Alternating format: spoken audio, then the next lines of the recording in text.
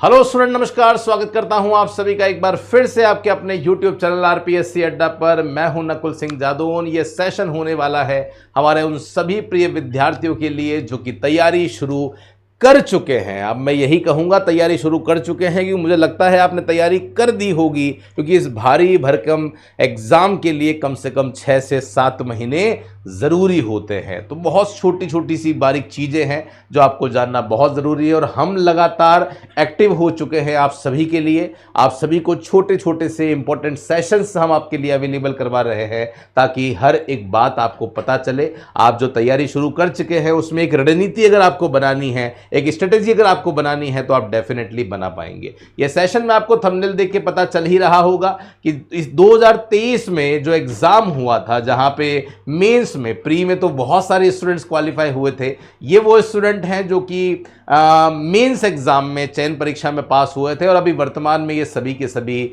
Already Madhya Pradesh में कहीं ना कहीं किसी न किसी स्कूल में अपनी सरकारी सेवाएं दे रहे हैं। तो टॉप 10 की मेरिट में 6 रिजल्ट आरपीएससी अड्डा से थे with first and second rank. तो जो क्वालिटी हम मेंटेन करते हैं आप सभी के लिए, जो टीम आप सभी के लिए डेडिकेटेडली लगी हुई है, उससे डेफिनेटली आप सभी का बहुत ज़्यादा बेनिफिट होने वाला है। एक व्हाट्सएप ग्रुप हमने आपके लिए बनाया है, जिस व्हाट्सएप ग्रुप में रेगुलर बेसिस पे हम आपको जो कंटेंट है वो अवेलेबल करवा रहे हैं। Free notes, MCQs, PDF available करवा रहे हैं। लिंक नीचे डिस्क्रिप्शन में है, ज़रूर आप उसे ज्वाइन कर लीजिएगा। तो चलिए मैं स्टार्ट करता हूं अब यहाँ पे कि पात्रता परीक्षा जो 2023 हुई थी। देखिए 2023 में यह जानना बहुत ज़्यादा ज़रूरी हो जाता है कि टोटल कितने फॉर्म फिल हुए थे, है ना, और उसके बाद में चयन परीक्षा में टोटल कितने स्टूडेंट जो है वो बैठे थे, ताकि आपको ये पता चले कि लगभग रिजल्ट जो है वो कितने % रहता है। ये देखना बहुत ज़्यादा ज़रूरी हो जाता है।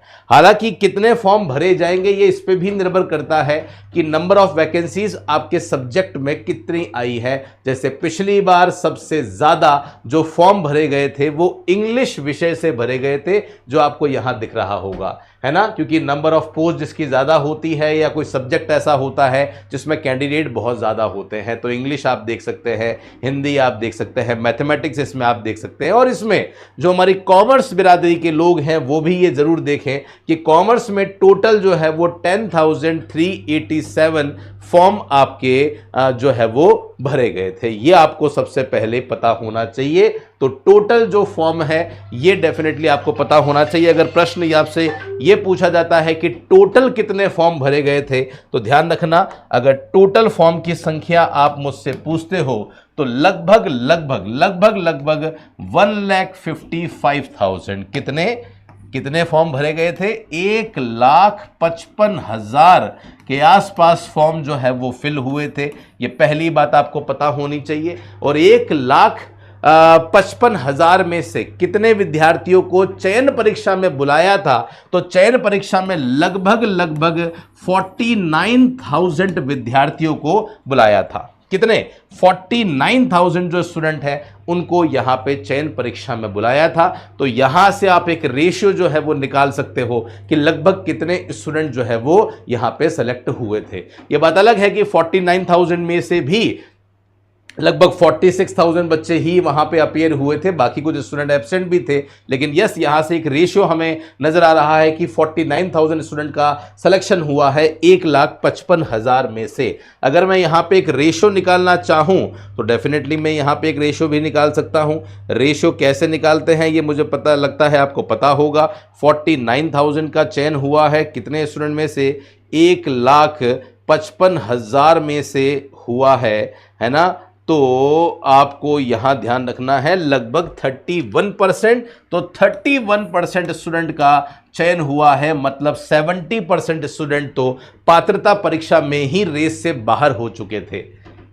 आप शायद समझ पा रहे होंगे इस बात की इंपॉर्टेंस। कुछ स्टूडेंट्स को ये लगता है कि पात्रता परीक्षा तो बहुत आसान है। हमने इससे पहले भी एक वीडियो आप लोगों के लिए बनाया है जहां पे आपको ये बताया है, स्पेशली कॉमर्स वाले स्टूडेंट्स को बताया है कि पात्रता परीक्षा और चयन परीक्षा दोनों के सिलेबस में क्या क्या अंतर जो है वो पाया जाता है, क्या क्या दोनों में कॉमन है, क्या क्या दोनों में अलग अलग चीज़ें हैं। ये सब मैंने आपको बताया था यहाँ पे। ओके, तो मुझे लगता है ये बात एक समझ में आपको आई होगी कि हमें सबसे पहले तो जो पहला पहाड़ है हमारे लिए पात्रता परीक्षा का, वो सब पास करना जरूरी है। उसके बाद में हमारा चयन परीक्षा में नंबर आएगा और अच्छा खासा सिलेबस आपका यहाँ पे पात्रता परीक्षा का भी है, तो आपको तैयारी अभी से करनी पड़ेगी। इन जनरल आप जानते होंगे आपका जो एग्जाम है, एग्जाम की डेट इन्होंने ऑलरेडी दे रखी है, ये आप सब जानते होंगे। जब कैलेंडर जारी किया गया था तो आप जानते हैं दिसंबर 2025 इन्होंने दी थी। ये बात अलग है कि मध्य प्रदेश में भी सारे के सारे जो एग्जाम है वो कैंसिल नहीं होकर पोस्टपोन हो रहे हैं।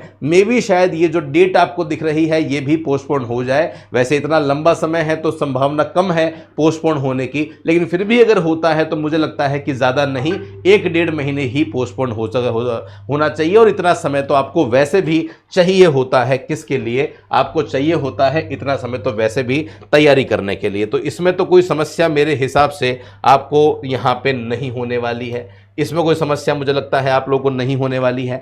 अब बात करते हैं क्वालिफाई कितने हुए थे। वैसे मैंने आपको बता दिया है 49,000 जो है वो क्वालिफाई हुए थे, वो डेटा ये रहा आपके सामने। 47,000 में से 49,000 जो है वो टोटल हुए थे, उसमें से भी जो 46,000 है वो उपस्थित हुए थे। ये आप ध्यान रखेंगे, ये आपको यहाँ पे दिख रहा होगा। उपस्थित स्टूडेंट जो थे वो कितने थे, 46,000 थे। तो यहां तक आशा करता हूं सारी बातें आप लोगों को समझ में आ गई होगी। तो यहां पे आप बहुत अच्छी तरीके से जो है वो प्रिपरेशन करो। 11th और 12th लेवल पे आपको तैयारी जो है वो जम के करनी पड़ेगी। एक और मैं स्पेशल सेशन लूंगा, वो स्पेशली कॉमर्स के स्टूडेंट्स के लिए होगा, जहां पे मैं कॉमर्स के स्टूडेंट्स को लिए बताऊंगा कि कॉमर्स के कितने स्टूडेंट ने टोटल प्री का जो फॉर्म है वो दिया था, चयन जो पात्रता परीक्षा है उसका फॉर्म भरा था, और कितने स्टूडेंट ऐसे हैं जो उनमें से चयन परीक्षा में सेलेक्ट हुए थे। ओके गाइस, लेकिन मैं आपको बता रहा हूं नोटिफिकेशन का इंतजार मत कीजिए, क्योंकि नोटिफिकेशन जब आएगा तो आपको यहां पे सही तैयारी करने का समय नहीं मिलने वाला है। तो समय रहते जो है वो तैयारी शुरू कीजिए। हमेशा कहता रहूंगा, सिलेक्शन उन्हीं का होता है जो समय रहते अपनी तैयारी करते हैं, है ना। और वैसे भी वर्ग 1 में जो एग्जाम में जो क्वेश्चंस आते हैं वो आपके पोस्ट ग्रेजुएशन लेवल के आते हैं, तो आपको स्टडी की जो प्लानिंग है वो प्रॉपर तरीके से करनी पड़ेगी। अभी ज़्यादा से ज़्यादा अपने कॉन्सेप्ट क्लियर करने पर आपको जोर देना है। अपना जो बेस है वो बहुत अच्छे से मजबूत कीजिए। अब चाहे वो बेस मजबूत करने के लिए आप किसी प्लेटफॉर्म को पकड़ लीजिए, या चाहे तो बेस मजबूत करने के लिए आपको लगता है सेल्फ स्टडी करनी है, आप NCERT की बुक्स पढ़िए, ग्रेजुएशन की PG की जो बुक्स है वो पढ़िए। लेकिन यस, पढ़ते रहिए। पढ़ना शुरू नहीं किया है तो करते रहिए। हम लोगों ने नया बैच इसका लॉन्च कर दिया है, अलग से प्री का भी बैच है, प्री और मेंस दोनों का बैच है। जो बैच आप लेंगे वो कंप्लीट बायलिंगुअल होने वाला है। ओके, तो आप पढ़ना शुरू कीजिए, और पढ़ने से भी इंपॉर्टेंट होता है रिवीजन, तो रिवीजन भी आप जो है वो शुरू कीजिए, तभी आप इस एग्जाम को एक सही रणनीति के साथ में जो है वो करने वाले हैं। डेली पढ़ना, डेली रिवीजन करना बहुत इंपॉर्टेंट है।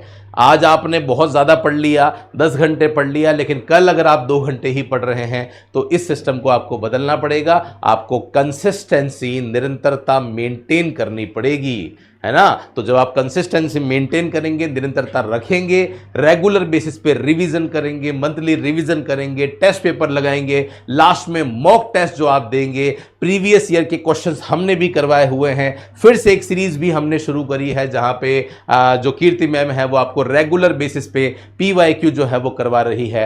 तो आप रेगुलर बेसिस पे ये शुरू कीजिए, कंसिस्टेंसी रखिए, अपना एक रूटीन बनाइए और बने रहिए हमारे साथ में। हम पूरा प्रयास कर रहे हैं कि जो भी हम आपको कंटेंट दें वो बहुत ज़्यादा रिलायबल हो। क्वालिटी में कोई कॉम्प्रोमाइज़ हम लोग नहीं करने वाले हैं। जो फैकल्टीज़ हैं जो आपको ये पूरा कोर्स पढ़ाएगी, जिन्होंने ये रिजल्ट लास्ट बार दिया था, फाइनेंशियल अकाउंटिंग रजत सर पढ़ा रहे हैं, corporate accounting Amit Jain sir पढ़ा रहे हैं, इकोनॉमिक्स मैं पढ़ा रहा हूँ, बिजनेस जो है वो ललित सर पढ़ा रहे हैं, ह्यूमन रिसोर्स और मार्केटिंग जो है वो आपको कीर्ति मैम पढ़ा रहे हैं। तो इन सभी के साथ में आप अपनी तैयारी को बहुत ही बेहतरीन ढंग से कर सकते हैं। एप्लीकेशन से संबंधित कोई डाउट आता है तो आप यहाँ पे कॉल करें। कोई समस्या आ रही है, कोर्स से संबंधित कोई जानकारी लेना चाहते हैं तो आप इस नंबर पर हमसे संपर्क कर सकते हैं। बाकी मेरे साथ में इस सेशन में जुड़ने के लिए बहुत बहुत धन्यवाद। अपना ध्यान रखिए और मिलते रहेंगे हम कुछ ऐसे ही इंपॉर्टेंट सेशन के साथ। तब तक के लिए धन्यवाद। जय हिंद, वंदे मातरम, बाय बाय।